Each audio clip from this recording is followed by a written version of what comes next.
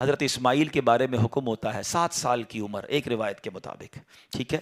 خواب میں آپ کو کہا جاتا ہے آپ نے 3 راتوں تک مسلسل خواب دیکھا کہ اپنے بیٹے کو ذبح کرو. اگین ذرا سمجھیے گا قربانی کا لیول. 99 ایئرس کی دعا کے بعد بیٹا ملا ہے. پہلے حکم ہوا صحرا میں چھوڑ کے آ جاؤ، آپ چھوڑ کے آ گئے ہیں. کتنا بڑا امتحان تھا. اب اس سے بڑا امتحان کہ اب اس کو ذبح کر دو. اچھا اب یہ بھی جلیں آج آپ کو بہت خوبصورت بات سننے کو ملے گی کہ آپ کو جب 8 ذوالحجہ کی آپ نے خواب دیکھا نا تو آپ کنفیوز رہے کہ یہ شیطان کی طرف سے یا اللہ کی طرف سے خواب ہے. تو یہ جو سوچ بچار ہے نا، سوچ بچار کو کہتے ہیں ترویہ. تو جو 8 ذوالحجہ کا دن ہے اس کو یوم الترویہ کہا جاتا ہے. اس کی وجہ یہ ہے ایک بار پھر خواب آیا تو آپ نے یقین کر لیا کہ یہ اللہ کی طرف سے حکم ہے. تو اس لیے 9 ذوالحجہ کو کیا کہا جاتا ہے؟ یوم عرفہ. عرفات کہتے ہیں پہچان کا دن. آپ کو یقین ہو گیا کہ یہ خواب اللہ کی طرف سے ہے. اور 10 ذوالحجہ کو آپ ذبح کرنے کو چلے تو یوم النحر کہا جاتا ہے، ذبح کا دن. یہ ایکچولی یوم ترویہ، یوم عرفہ اور یوم النحر یہ حضرت ابراہیم کی کیفیات تھیں. اچھا اب آپ نے کمال یہ کیا کہ جب آپ کو یقین ہو گیا نا، آپ نے اپنے بیٹے سے بھی پوچھ لیا کہ بیٹا مجھے اس طرح خواب آیا ہے، تم کیا کہتے ہو؟ 7 سال کا بیٹا ہے، ایک روایت کے مطابق ان کی 10 سال عمر ہے. اللہ اکبر. وہ بیٹا بھی کیسا ہے. جب آپ نے بیٹے سے پوچھا تو بیٹا کہتا ہے ابو جی یا بنیا انی ارا فی المنام. قرآن میں یہ الفاظ موجود ہیں، انی اذبحک فانظر ماذا ترى. اے میرے بیٹے میں نے خواب میں دیکھا کہ میں تجھے ذبح کر رہا ہوں، تیری کیا رائے ہے؟ ہائے ہائے. بیٹا کیا کہتا ہے؟ یا ابت افعل ما تؤمر. اے والد صاحب کیجئے جس بات کا آپ کو حکم دیا جا رہا ہے. ستجدونی انشاء اللہ من الصابرین. خدا نے چاہا تو قریب ہے آپ مجھے صابر پائیں گے، صبر والا پائیں گے. اللہ اکبر. اور ایسا ہی ہوا. آپ اپنے بیٹے کو لے کے جا رہے ہیں، آپ نے اپنی بیوی ہاجرہ کو کہا اس کو تیار کر دو میں کہیں لے جا رہا ہوں، بتایا نہیں ماں کو. انہوں نے بڑا تیار کیا ان کو. آگے گئے تو اب شیطان اتنی بڑی قربانی کو کیسے ہضم کرتا. فوراً گیا بی بی ہاجرہ کے پاس. اے ہاجرہ پتہ ہے تمہارے شوہر کہاں جا رہے ہیں آپ کے بیٹے کو لے کر؟ کہاں جا رہے ہیں؟ کہا ذبح کرنے جا رہے ہیں. کہا نہیں وہ تو کسی سے ملانے لے جا رہے ہیں، تیار کر کے لے گئے. کہ نہیں وہ ذبح کرنے جا رہے ہیں. کہ باپ بھی بیٹے کو ذبح کرتا ہے؟ بی بی ہاجرہ کہتی ہیں. اب شیطان کہتا ہے کہ ہاں اس لیے کر رہے ہیں کہ اللہ کا حکم ہے. کہا اللہ کا حکم ہے؟ پھر ٹھیک ہے میں راضی ہوں. ہائے ہائے ہائے، رب کا حکم ہے نا. کیسی ماں تھی، کہتی پھر میں راضی ہوں. شیطان کا ادھر بس چلا نہیں، حضرت اسماعیل کے پاس پہنچ گئے. کہا اے بیٹے تمہیں پتا تمہارے ابو کہاں لے جا رہے ہیں؟ کہا ابو کہیں لے جا رہے ہیں مجھے. کہ تمہیں ذبح کرنے لے جا رہے ہیں. کہا کوئی باپ بھی بیٹے کو ذبح کرتا ہے؟ کہا ہاں اللہ کا حکم ہے. کہا اللہ کا حکم ہے پھر میں بھی راضی ہوں. سبحان اللہ. اب جب حضرت اسماعیل نے حضرت ابراہیم کو پتہ کیا کہا کہ والد صاحب اب آپ ذبح کرنے لگے نا، 2-3 میری گزارشات ہیں، ذرا مجھے اچھے طریقے سے باندھ دیجیے گا.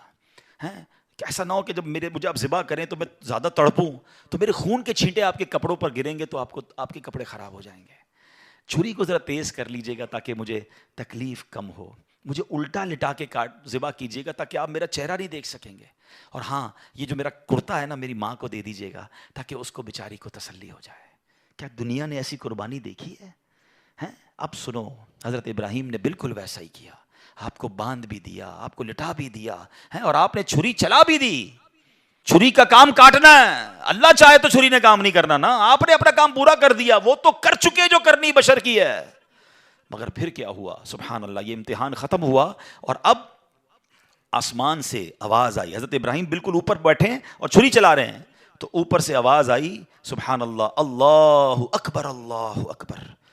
آپ نے جب سر اٹھایا تو دیکھا جبریل امین جنت سے مینڈھا دمبا لے کر آ رہے ہیں. تو آپ سمجھ گئے میرے امتحان کا وقت پورا ہو گیا ہے. بے شاختہ آپ کی زبان سے نکلا لا الہ الا اللہ واللہ اکبر. تو حضرت اسماعیل تو نیچے لیٹے ہوئے تھے، وہ بھی سمجھ گئے کہ لگتا ہے ہمارا امتحان پورا ہو گیا. وہ کہتے ہیں اللہ اکبر وللہ الحمد.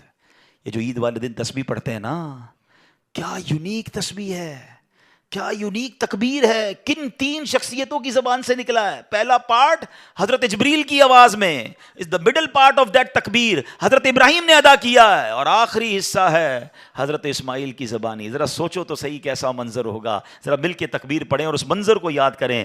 اللہ اکبر اللہ اکبر لا الہ الا اللہ واللہ اکبر اللہ اللہ اکبر وللہ الحمد، اللہ اکبر اللہ اکبر، لا الہ الا اللہ واللہ اکبر اللہ اکبر وللہ الحمد۔ ہمارے بچے، ہماری فیملی قربانی کو ہم نے فیسٹیول بنا دیا ہے، گائے آ رہے ہیں، بکرے آ رہے ہیں، انجوائے ہو رہا ہے، گھوم آ رہے ہیں، پھر آ رہے ہیں، پھر باربیکیو پارٹیاں۔ کبھی تو یاد کرو یار کیا ہوا تھا، یہ کیوں کر رہے ہیں قربانی، یہ کیسی قربانی کی داستان ہے، کب بتائیں گے ہم، کب اس کو سوچے تو صحیح۔ ہمیں خدا کی قسم ایک بار ان کو ہمیں زندگی میں اگر ہمیں بھی یہ کہہ دیا جائے کہ چلو ہر سال نہیں، زندگی میں ایک بار آپ بھی اپنا ایک بچہ ذبح کرو، کیا حال ہوگا؟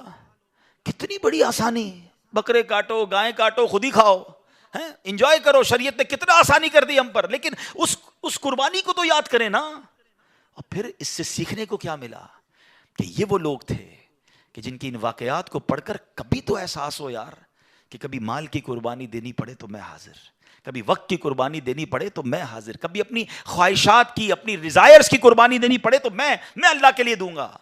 اور اللہ وہ دن لائے جب جان کی قربانی دینی پڑے، تب بھی پیچھے نہ ہٹے کہ یا اللہ جان بھی تیری ہے، تو نے تو دی نا جان، اے اللہ میں راضی۔